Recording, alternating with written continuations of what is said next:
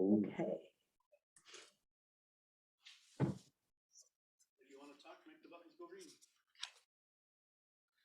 Okay, Rayanne, so we started recording. If you want to go ahead and set up the presentation, share your screen, and Yeah. then we are going to record this so that we're recording it so that we can include it in Franciscan Journey. So all the affiliates will be able to see it. We're going to share it with all of the sisters and also make it available for the staff so that everyone can watch it. So for those of you who are joining us, thank you. This is Rayanne Thomas, and she sponsored a grant for One Child of India.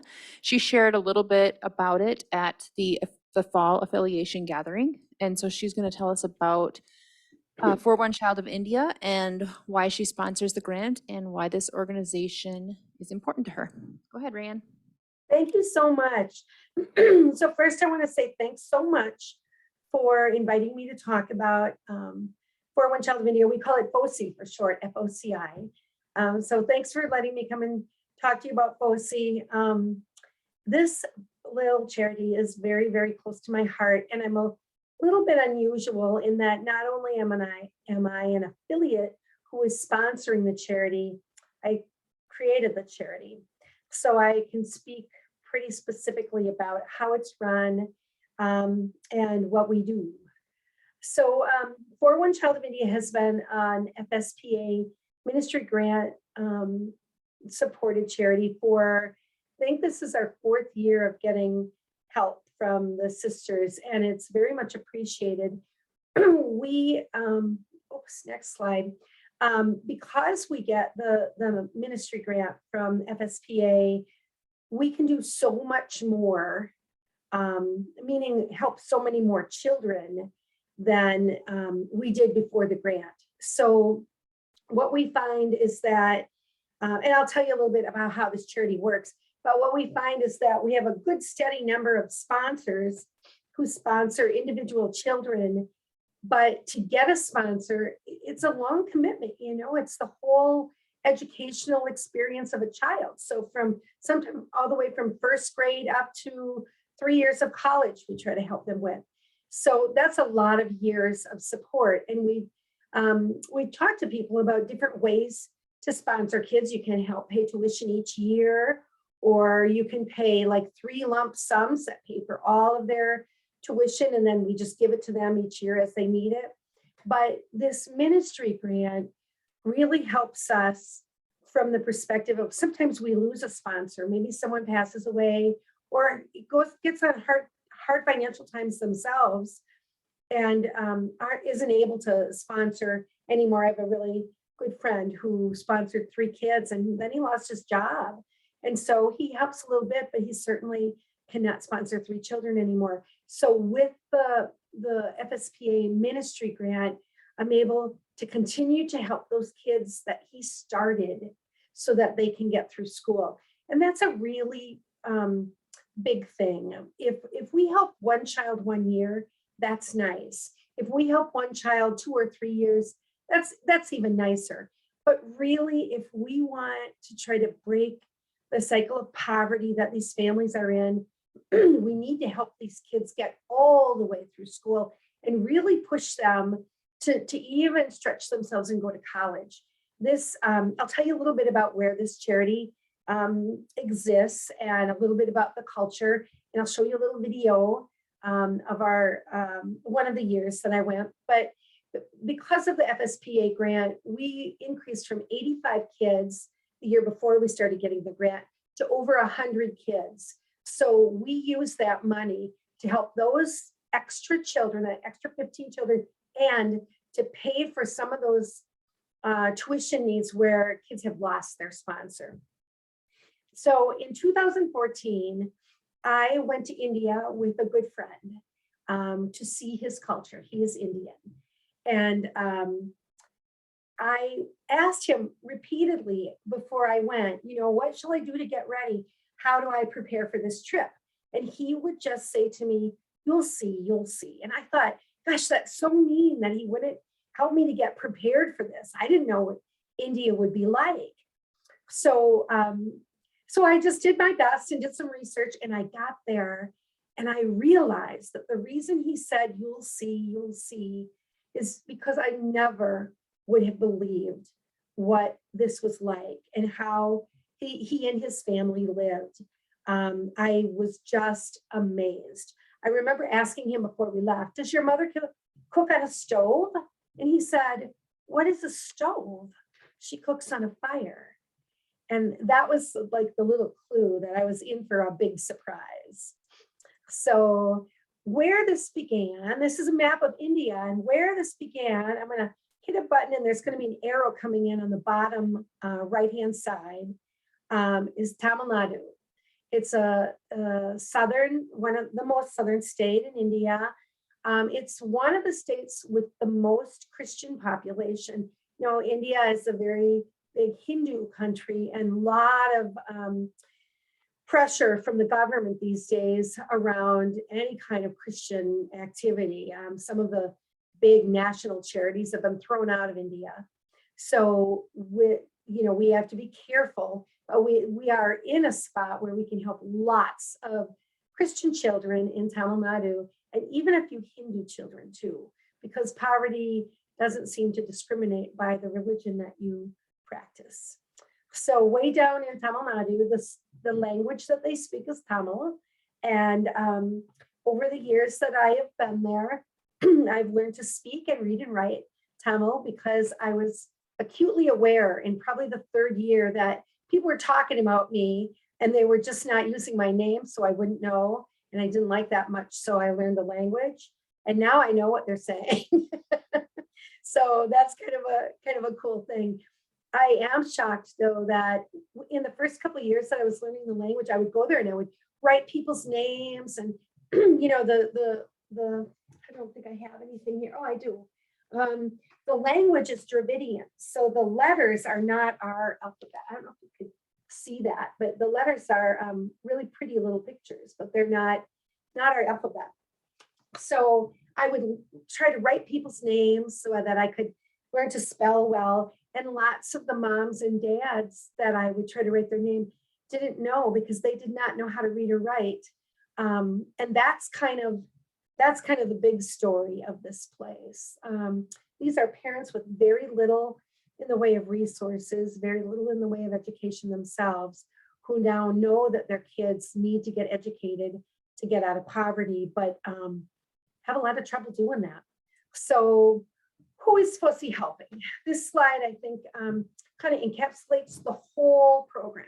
So when I went to India in 2014, I came back and I said to two of my social worker friends, anybody that knows I'm a social worker and a counselor here, I just said to two of my social worker friends what it was like there. And I was showing them pictures and I cooked them some food. And one of them said to me, well, you're going to do something about this, right? And I said, oh, I hadn't thought of that. Yeah, I'm going to do something about this. So I'm not a big paperwork person. I hate paperwork. But I thought, to make this legit, if I'm going to do something, it really needs to be a registered charity. So I put together bylaws and got a board of directors and put together kind of our mission and those kind of things. I registered with the state as a corporation. And then somebody said, I think people would trust you more if you became a 501c3. So that paperwork was a little nightmare, but I filled that all out and copied. It was about an inch and a half thick stack of papers that I had to send into the government. And my friend said to me, now don't be disappointed. You'll always get denied the first time, but you just redo the paperwork a couple times. And I think this is going to go through for you, but it'll be, 6 months to a year. So I sent this paperwork in on October 2nd. That's my husband's birthday. And on October 30th, I got the letter back that I was a registered 501c3 charity. So I felt like that was kind of a meant to be.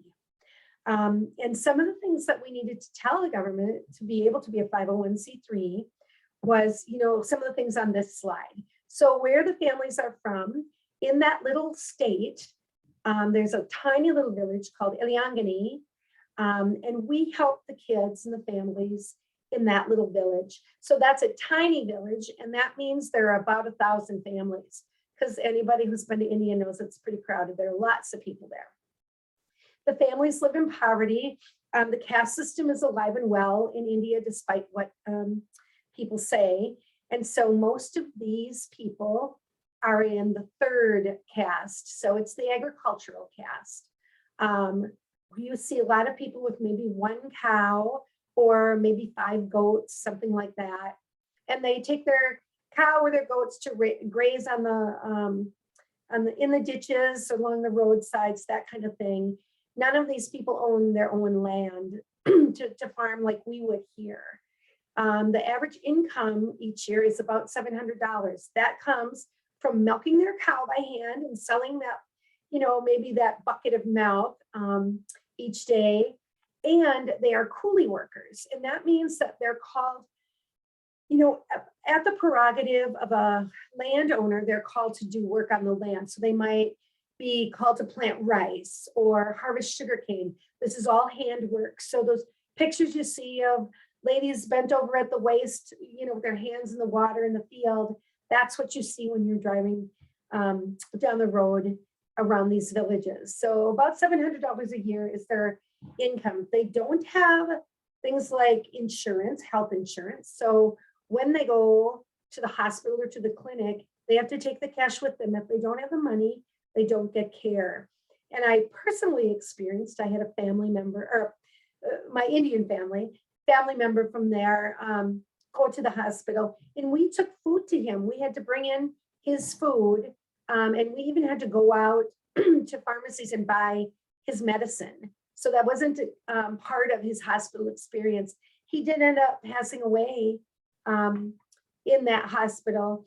And it was just a really eye-opening experience to see what healthcare is like in these little villages.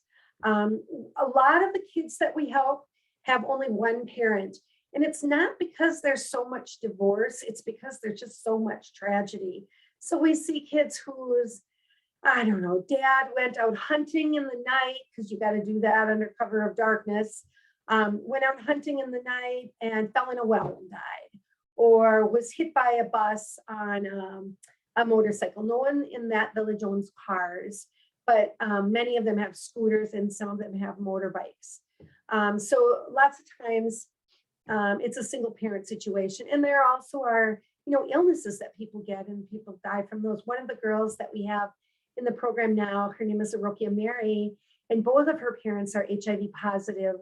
They don't really know how they got it, but she is their only child, and we're expecting that she, will not be out of school by the time that they succumb to their illnesses. So some kind of tragic stuff there. With only one exception, we help one child per family. The reason is because the way that they're kind of organized socially, culturally, if you can get one kid to a successful spot, they'll come back and take care of their parents in their old age. So if I have a 2-parent family and the kids, one of the kids goes to college and gets a decent job, that child will take care of his parents in their old age and make sure that they have food and that they're taken care of, not necessarily comfortably, but they will not be starving. So children can get help from as early as the 1st grade all the way to they're in their 3rd year of college, and we find out there's been some tragedy in their family and maybe they can't finish school, so we would help them with their last year of college.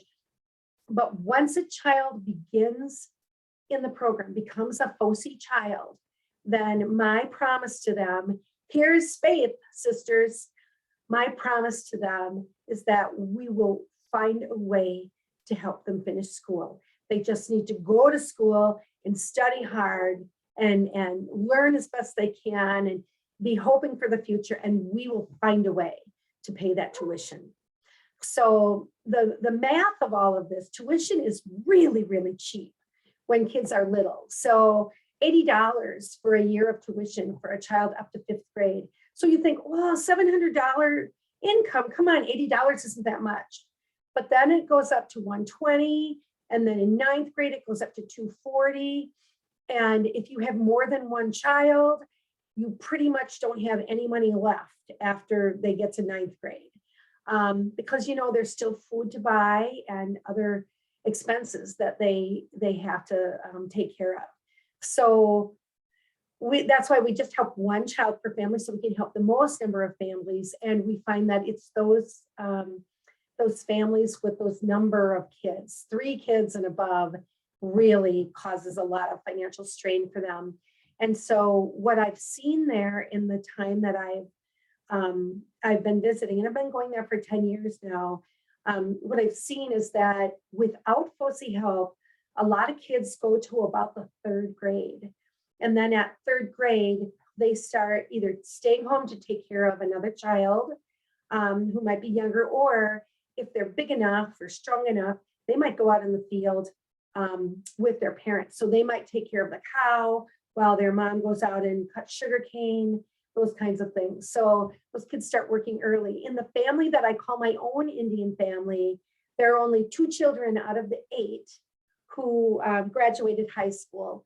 Most of the rest stopped school at 3rd grade or 6th grade. So it was difficult. And you can see that that in that family, they struggle a lot, but they have a really strong work ethic. I also want to say, when I reference that family,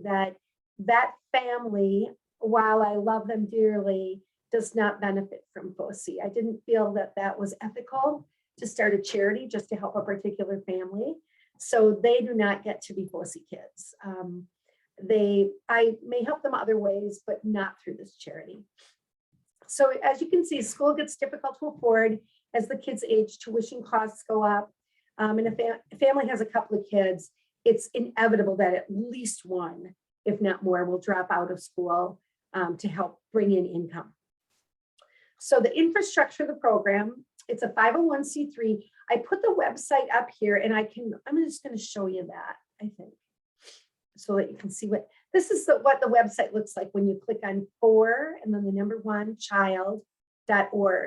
So you can find out lots more detail about the kids, and their pictures and all kinds of things. If you ever think of a place that maybe I should be talking to a group, you can click on it here, and it'll send me an email to ask about speaking, that kind of thing. So that website is one of the parts of the infrastructure. There are no paid staff in this charity.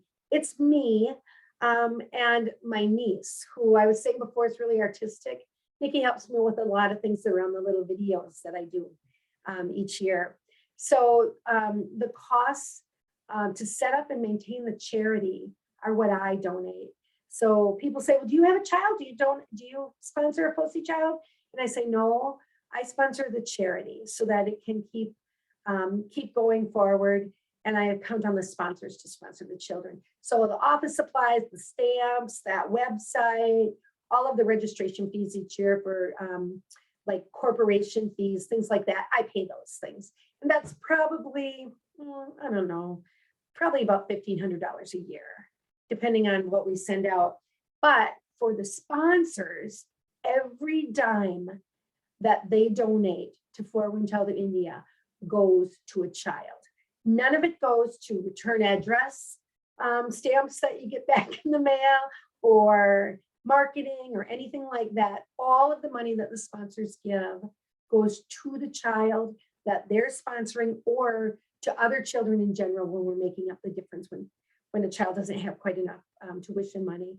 And I think that's really important. I wanted this charity to be really accountable that way, because I know that not all charities are, and that can be kind of frustrating when you give a good amount of money and then you realize what it's being spent on. So this money is being spent on those children who need it. So I want to tell you a couple of personal stories. I tell you how it's built, and you might think, well, all these poor children. So I want to tell you, somebody asked me once, how do you pick the kids? And I said, well, they kind of pick you. And Reshma is a little girl in the program, and she's one of them.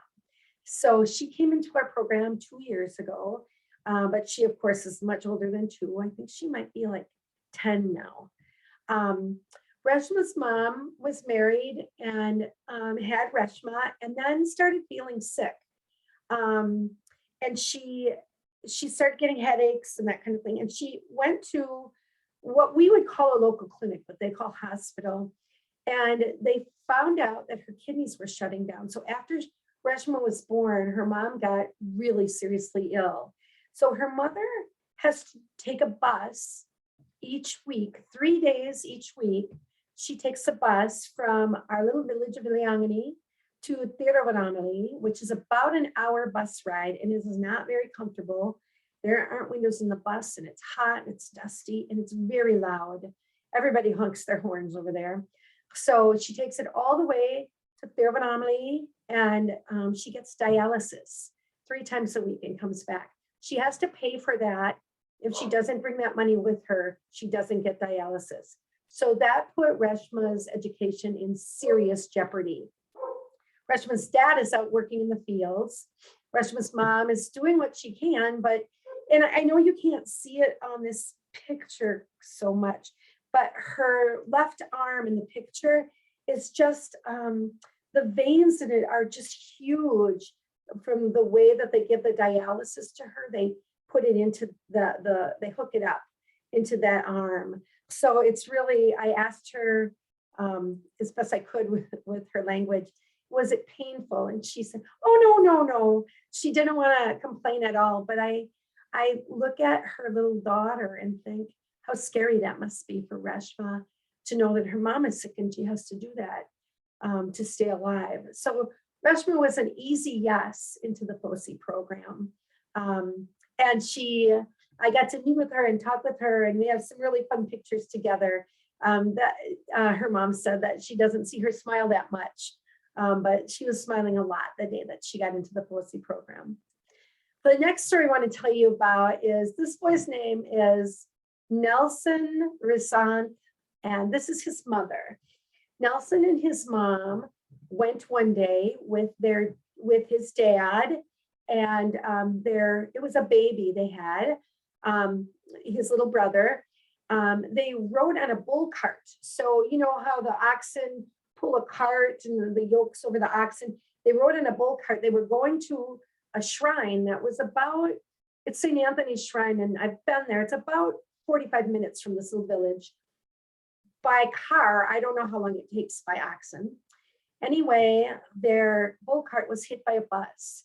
So his father died immediately, and the baby died immediately.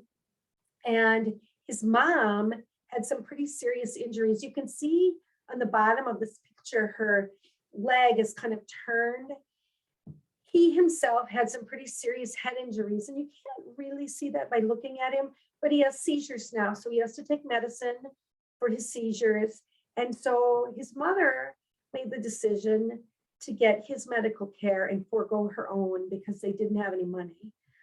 So her leg is permanently disfigured because of the accident, and her son is on seizure medication so that he can continue to function.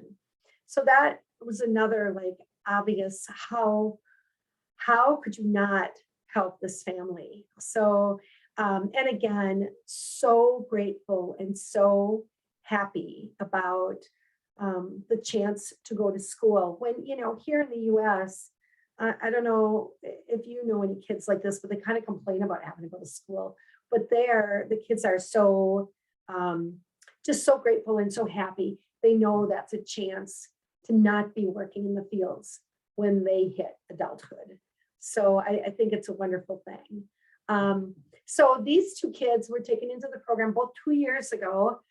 And Reshma has a sponsor right away. This boy doesn't have a sponsor yet, but I'm waiting. I'll put his name in his picture on Facebook, and I know someone will step up and say they want to take care of this boy. So he and his mom walked all the way to the little house that I was in. That's a little house that is my place, and told me their story. And I said, of course, you're going to be helped by FOSI. So another, just tragedy there, kind of things you just don't expect. So the other side of this charity is showing the people here a little bit about what it's like there. So I can go there and I can show a lot of Christian love to a lot of children and parents who are amazed to get help from us. But I feel like I need to come back here and teach people a little bit about what it's like there, because just like my friend said, you'll see, you would never believe it unless you saw it yourself. So, so we have a Facebook page, and this is the Facebook address. You can just search it. It's a page, and just search for One Child of India. And I just want to show you what this page looks like. Oops, wait, this one. So this is the top of our Facebook page for One Child of India, and we have followers, and I'll put videos up here. Sometimes I just put inspirational stuff up here. This picture of these two girls walking, they are walking barefoot, and we were driving somewhere and our car broke down. So we were sitting on the side of the road waiting to figure out how to get our car fixed. And these little girls were walking to school. And I know that there was no school within a mile. So they were walking barefoot to school so that they could go to school. You see, all the kids have uniforms. That is supposed to be so that you don't see the difference in class and caste there, but it's clear. It's hard to not notice the poverty, and the kids that have more money, they don't go to these little schools. So that's our Facebook page. And then I want to give you a chance to see one of our videos. So let me get to that. Yep, this is the one. So I'm gonna make this big. I'm gonna go back here. So it starts over. I'm gonna make it big. And let's see. Maybe not. Hold on. Oh no, Rochelle, I said I knew what I was doing and now I don't. Okay, I think I hit play and then I make it big. Can you hear it? We can. Thanks, Ryan. Okay, thanks.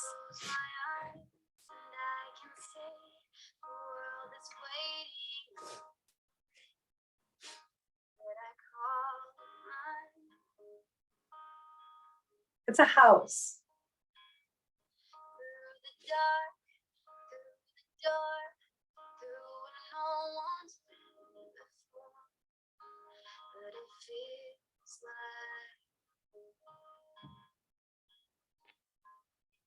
They can say it all sounds crazy.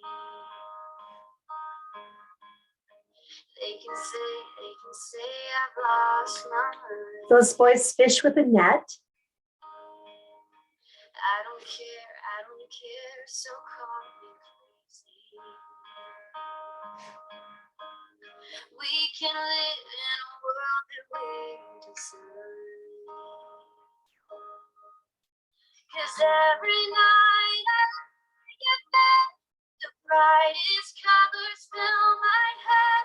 A million dreams that keep me awake. I think of what the world could be, a vision of the one I see. A million dreams is all it's gonna take. A million dreams for the world we're gonna make.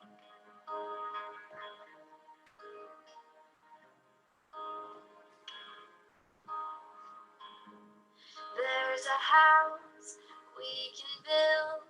Every room inside is filled with things from far away. The special things I can buy you, each one there to make you smile on a rainy day. They can say it all sounds crazy. They can say we've lost our mind. This is a school bus. It's very crowded. That's a city bus, not too many people. Run away to a world that we design.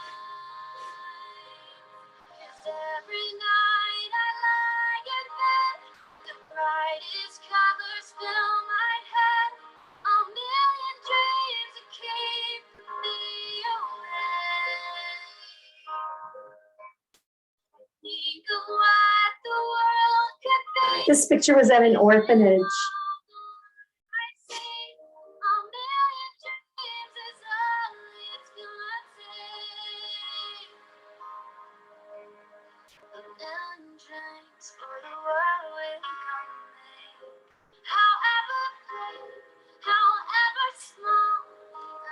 And this is our FOSI gathering.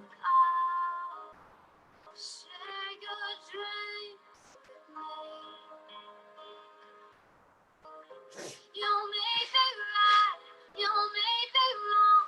Say that you'll bring me along to the world you say. To the world I close my eyes to see. Close my eyes to see. Every night I lie in bed, brightest colors fill my head. A million dreams keep me awake. Think of what the world could be. A vision of what I see. A million dreams is all it's gonna take. A million dreams for the world we're gonna make.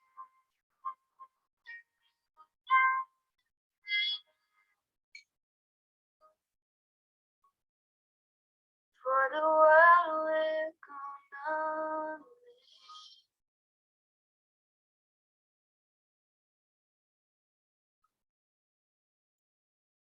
On January 7th, 2022, So- there There we go. 3 dumpster divers sorry. outside of JCPenney's in New Oh my Mexico. gosh. Startling discovery. Wait, Here you see the divers huddled around a black sorry about that. So that's the year was January 2018. Those were our 2017 sponsors. All the kids in the video were FOSI children. And you can't miss the joy. You just can't miss the joy. When the kids come together on that Sunday, they sit down, they get the "you better study hard" speech from me. Sometimes I hand out some chocolate or some other candy for them. And they write thank you notes to their sponsors. Sometimes the sponsors will send pictures of them so I can take that back to India and share it. That's always fun. But it's such a cool opportunity to see, and I had one lady say to me, "Gosh, they're in such bright clothes and they don't look poor." And I said, you would wear your Sunday best too if you were going to go meet somebody that you wanted to believe in you.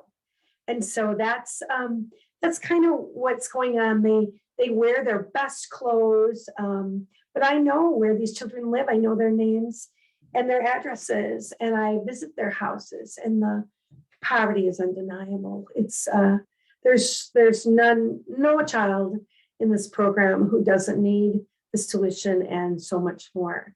So that's kind of the quality control of the whole charity. I got this money from the sisters, apply it to this charity, and I know that it's going to kids who really need it, and it's not getting caught in some government process where somebody takes the top 10% off. I've had people kind of talk about that. "Oh, I could administer the funds for you for 25%. And I say, no, I can administer the funds so that I know that all the money is going where it belongs.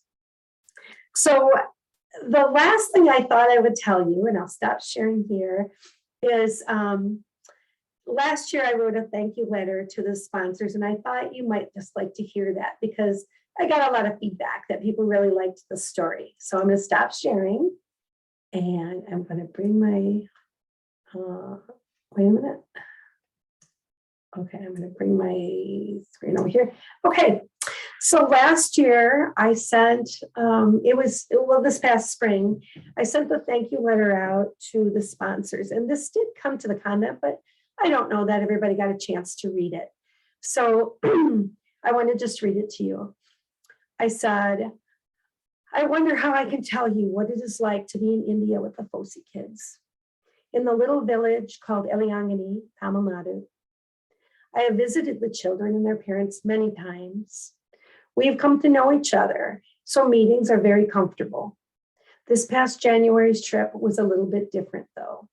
COVID had caused a lot of changes and challenges in the past year. We weren't allowed to meet in a large group. We had to be really careful about that. But FOSI has grown over the years, and there were more than 110 kids in the program. So we had to make some accommodations to be able to gather, and we improvised. This past January also included a new experience for me. So I've been there 10 years now. And this year, one day, Usha is one of the daughters in my family. So she calls me small mom. So Usha asked me to help her bake a cake. And baking is a lot different there. In fact, I've never seen anything be baked before in that village. So these small villages don't have stoves or ovens, and most people cook on a fire outside their front door. When the electricity is working, some families have the luxury of a hot plate. How are we going to bake a cake without an oven? But of course I said, okay, sure, let's try. So we started with the plan. Okay, Usha, I'm going to need some ingredients. Can you find wheat flour, eggs, sugar, oil? How about some cocoa, Usha? She was able to find all of the things I needed for the cake batter. What about the frostings? She said, what is powdered sugar? After some discussion, we made our own powdered sugar in the blender. This is how For One Child of India started. I asked, can you help me educate a child? After a little research, I found that we were going to need to be a corporation. We would need a board of directors, some bylaws, and a charity mission. Then we'd apply for the 501c3 nonprofit designation. I really was not sure this was going to work, but just like the cake, I found all of the ingredients and hoped for the best. Lucia and I mixed up that cake batter on a day that was so hot that the butter melted it for the frosting before we could get it into the powdered sugar. Now, how to bake this cake? As I was imagining what we could do, she brought me an old pressure cooker. Remember those old pressure cookers? I was skeptical, but we put the batter into a cake pan and put the pan into the pressure cooker. And as luck would have it, the electricity stayed on, and we used the hot plate to bake that cake inside the pressure cooker. It was an act of faith for sure. This was much the way FOSI ran from the start. We found out all of those rules and completed all that paperwork that was required to get all of the approvals that we needed. Then we put the word out that we had a mission, and you provided the energy to cook this idea into an operation that made a difference in the lives of kids. We improvised a lot in the beginning of FOSI, but we had faith, and the result was undoubtedly sweet. The right ingredients and the good efforts and energy of loving supporters can make the impossible come true. You have done that for more than 100 children. The cake was a big hit with Usha's family, and it was complete with chocolate frosting. Trying to tell you what it is like to experience this village and culture and the joy of these families, well, it is sweet beyond words, just like the cake. Thank you for all of the support to For One Child of India and the children who are a part of it. So thank you for listening to me today. Hey, Rayanne, I'm going to have a couple questions for you.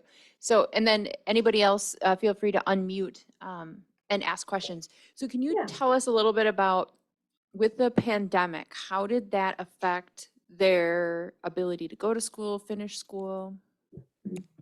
That was really, really tough. So what the government said was, oh, we'll do it remotely, just like here, right? It was hard enough to do remote schooling here. There, those kids don't have computers. We don't even have electricity consistently through the day. I mean, there are times when there is no electricity for like 12 or 15 hours at a time. So they were told that they could attend school remotely, and they would do their online classes. Lots of the families are, things are evolving. So they're having cell phones. And it's not nearly as expensive to have a cell phone there as it is here. Actually, it's really cheap. So the family might have a cell phone, so the child would go to school on a cell phone. The villages would get locked down when COVID would spike. And I know at one point there were armed guards. When we say lockdown, we think like, well, you're not supposed to go and you'll get scolded if you get caught out in public, right? They had armed guards at the bridge in this village. You could not come and go from this village. And this village does not have a grocery store. So if you didn't have food, you just didn't have food when they were locked down. So lots of, I remember I was out in the field a couple of years ago and I kind of pulled on this little plant and I said, is this a weed? And my friend said, yes, that's a weed, but my mother made curry out of that. Don't pull it out. So they would make curry out of the weeds, and I think that's what families kind of went back to, that living on very, very little. And the kids did their best to learn by a cell phone, but it was tough. And that's opened back up again. The kids are back in school. They did have a good amount of, India itself struggled with a lot of COVID death. And I know in the parks, lots of the trees were cut down so that they could cremate the bodies, especially of the Hindu people who died of COVID. So it was just devastating to see that happening.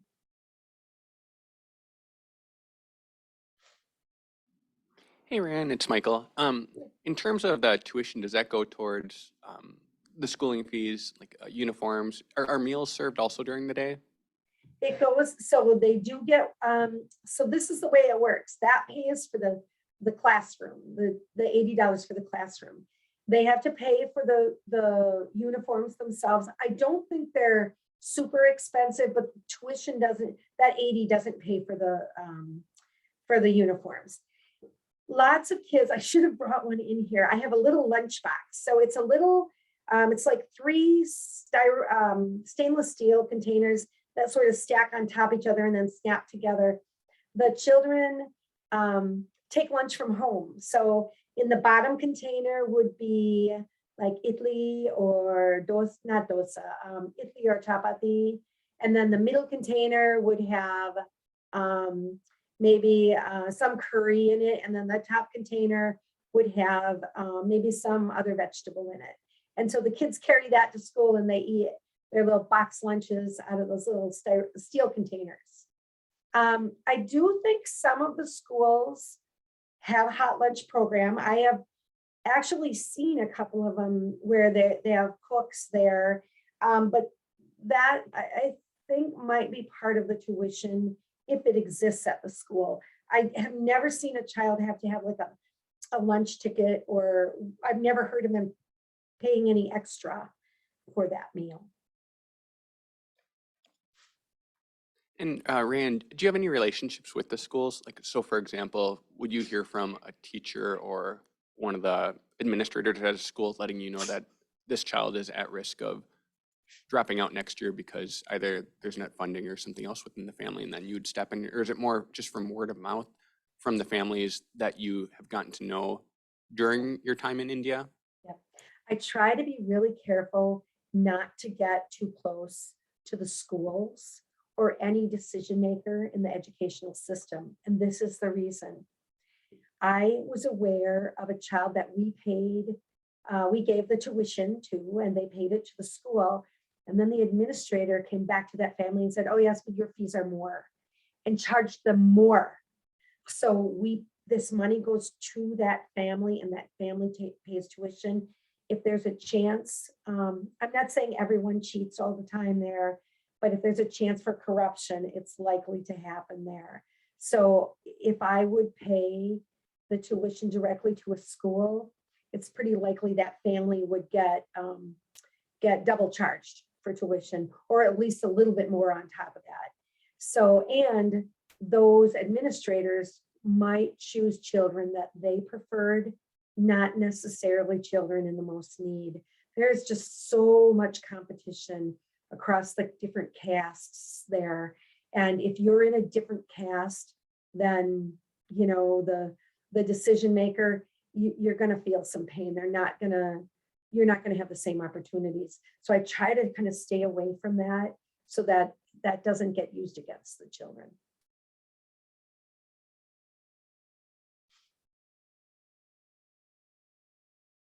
Awesome. Thank you so much, Rayanne. I really appreciate you. This was kind of short notice too, because I wanted to say thank you to Rayanne, because unfortunately the presentation that we had scheduled due to a death in the family was not able to present. So I really do appreciate you taking this presentation on short notice for us. And again, we'll be sharing it in Franciscan Journey chat line and on My Francis. So thank you very much, Rayanne. We appreciate your presentation today. Yeah, thank you so much. And, you know, I would just invite you to go to the website, go to the Facebook page. We make a video each year. We didn't make a video last year. There was my personal extenuating circumstances, but there are lots of videos of the different years. All of the FOSI kids are there. You know, I just want to narrate those videos when I play them, because I know that girl, and I know, oh, that's Aputha Mary. Oh, that's Orokia Mary. She's the girl whose parents had HIV, or, you know, or this Huli, she was the first girl in the program. Oh, and I should probably say, one of the things that has happened is over the past 10 years, the families are getting a little more mobile. So if a family starts in FOSI and then moves, we have this circumstance that's happened now.